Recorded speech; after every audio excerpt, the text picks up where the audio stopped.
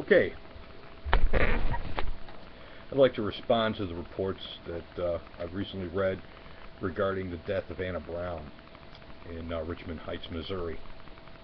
Here's what we know about Anna Brown prior to her death, months leading up to her death, and I want to share these things because I believe they're important.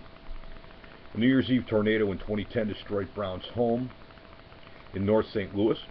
She and her two children moved to Berkeley, Missouri. She lost her job at a sandwich shop soon afterward. Her utilities were shut off after a child welfare agent who visited the home in April found a feces-filled toilet, burn marks on the floor where she had lit fires to keep warm, and other distressing signs. Brown was arrested for parental neglect. Anna Brown's mother received custody of Brown's children on the condition that Brown couldn't also live with them, and Brown's home was condemned. From there she lived in 4 homeless shelters from May until September, where she came into St. Mary's Hospital for pain in her legs. And she visited the emergency room there, at which time the emergency room, alleged to have provided care, found nothing wrong with her and released her to leave, and she refused to leave, asking for further care. And when she would not leave, they called the police. The police received a affidavit or some sort of document stating that Brown was fit to be locked up, and I've got that here. Richmond Heights police arrested her there on suspicion of trespassing and took her to the jail after doctors said she was healthy enough to be locked up. Approximately 15 minutes after she arrived at the Richmond Heights police station, where, now I saw the video, surveillance video of this, and the police dropped her on the floor. They carried her out of the hospital, placed her in a squad car, carried her into the police station, and dropped her on a jail cell floor where there was a bed. They didn't place her in the bed, they dropped her on the floor, and where 15 minutes later she was dead. Autopsy revealed that Brown's death was a result of a blood clot. The clot had migrated from her legs to her lungs, killing her. Now, here's the good part. I love this.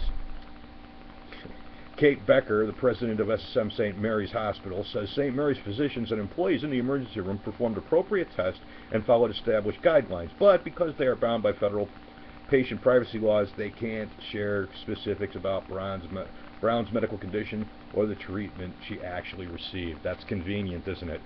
There's a picture of Brown here. Anna Brown, rest in peace. I just have a few questions. What did they do for her at the hospital?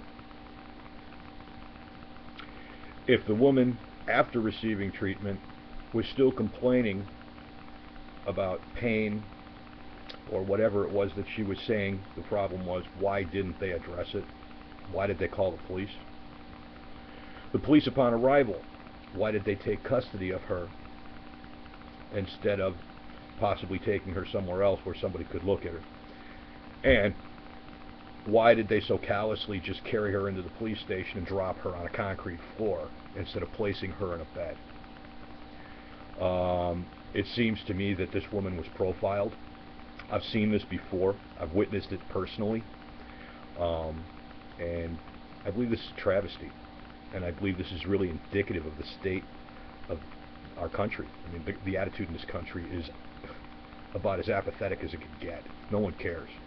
From the top down, no one cares. This needs to change. It needs to change now. Like I said, rest in peace, Anna Brown. You know, and I hope justice is done in this case. Anyway, thanks for watching. God bless.